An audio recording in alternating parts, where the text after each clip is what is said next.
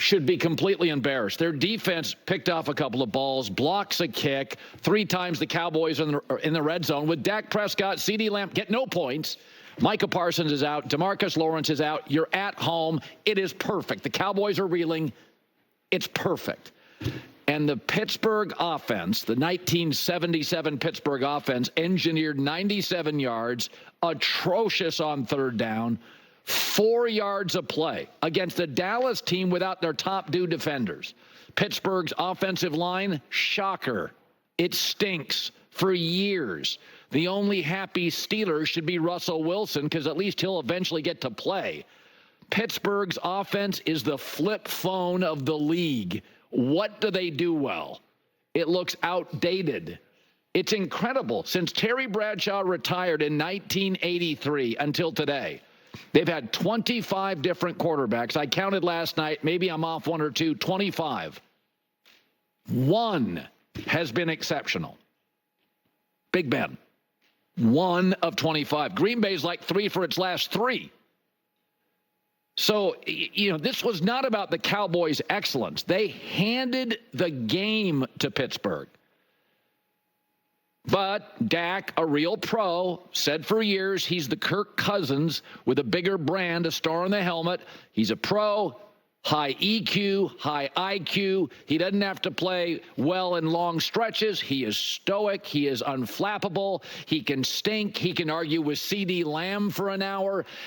Jerry can be doing silly stuff. McCarthy can butcher play calling and clock management. But Dak will show up, grind it out, 15 plays, and you win the game. And I find with Pittsburgh, and you see this with a lot of businesses, their strengths are actually their weakness. Their strength is they're tough and physical. Their weakness is they rely on that too often. Tough and physical. How about smart, thoughtful, clever on offense? Once again, the Steelers lead the NFL in defensive spending in 2024. And once again, they're last in offensive spending.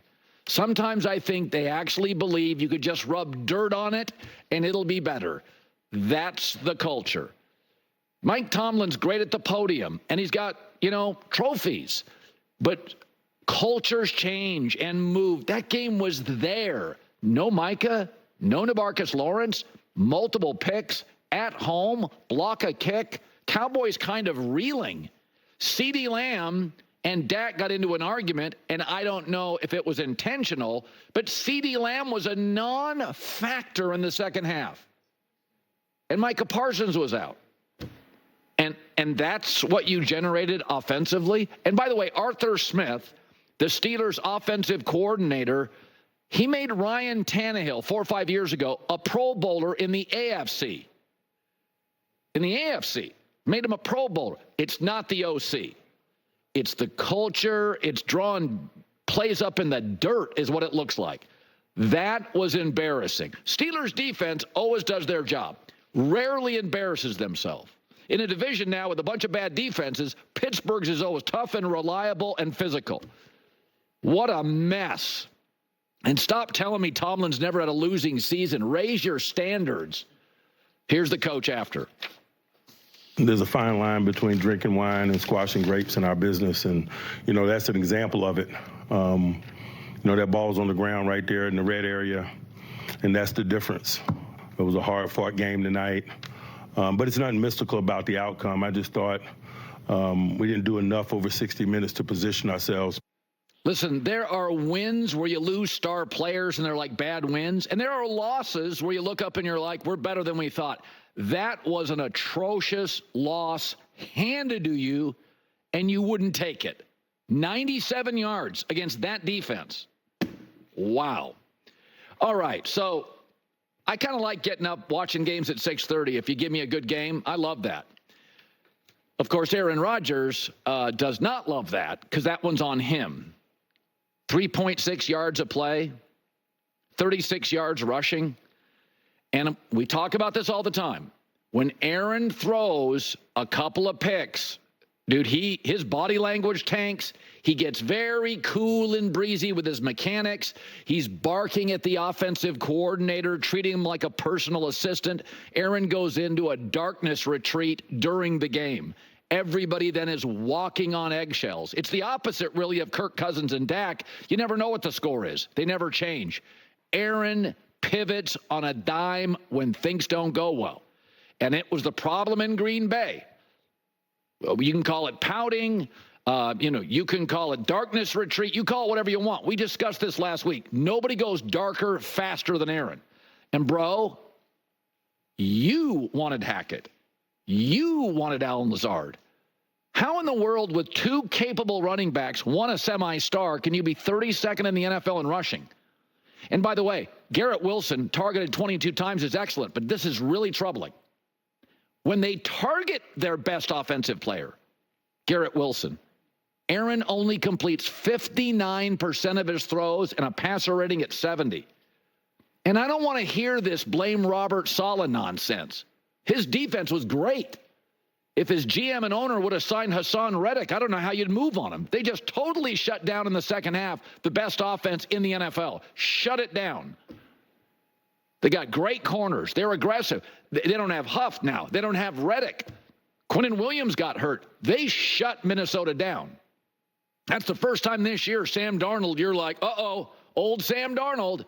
Don't blame Saleh. He didn't whiff on a quarterback in the draft. He didn't whiff on a left tackle, forcing the franchise to give Aaron all control. And we know what Aaron does when you do that. He seeks comfort. He wants a Randall Cobb, an Allen Lazard. He wants a Nat Hackett. That's all on Aaron. But Saleh's side of the ball, he wouldn't have hired Hackett. They were forced to because the GM whiffed on the left tackle and a quarterback. He's not impulsive. The owner is. I mean, the only thing tell me if you've heard this before. It's 2024. The Jets are great on defense, but their offense is holding them back. Did you know through 5 games, I couldn't believe it when I saw this. Through 5 games, the Jets have 93 points. That's the exact same they had last year with Zach Wilson. Aaron isn't shot, but he is way past his prime. And this franchise, out of desperation, they're a better version of the Browns, honestly. Desperate, low self-esteem, impulsive, have handed the franchise to a guy that seeks comfort, pivots the dark in a second if things don't go his way. I mean, I'll give Aaron credit. He's still pretty. But boy, when he throws a couple of picks, watch his mechanics. He gets real cool and breezy. Without saying it, he's saying it. He's doing this to his offensive coordinator to humiliate him. He's not your personal assistant. You shouldn't treat your personal assistant like that. So, if you get called the savior and you built an offense that made you comfortable, then it's on you. Now, Aaron, to his credit after, took the hit. Just got to be, honest with your performance every single week and hold yourself to a standard. Obviously, that was below my standard. I just found out I've never thrown 2 picks in the first quarter before. So that's a first. In a game where you lose by 6, plays like that are exponentially highlighted. So 3 turnovers for me is definitely out of character, and I'm disappointed. By the way, the reaction in New York is predictably intense and silly. Let's fire Saleh. The defense is the only thing that works. Since he went to the Jets, that's his side of the ball. He didn't whiff on a quarterback in the first round. He didn't whiff on a left tackle. He wouldn't have hired Nat Hackett. I mean, you can. The only thing that works. I said this about Chicago a couple of weeks ago. I don't know if Eberflus a good head coach. The Bears' defense is excellent, so at least he knows his side of the ball. At least he's got that down. But you want to get rid of the only thing that works. Oh, that's great. Let's create more chaos. Who are you going to give the job to? Generally in the NFL, if you fire a defensive coach, you'd give the head coaching job to the offensive coordinator. You're going to give it to Nat Hackett? You know what's funny about this? The Giants are making no noise across town. Same stadium. Giants making no noise. Good O-line. Excellent defensive line. Daniel Jones makes no mistakes in his prime, whether you like his prime or not. We talked all offseason about the Jets. The Giants actually have a fighting chance here to maybe make a playoff run.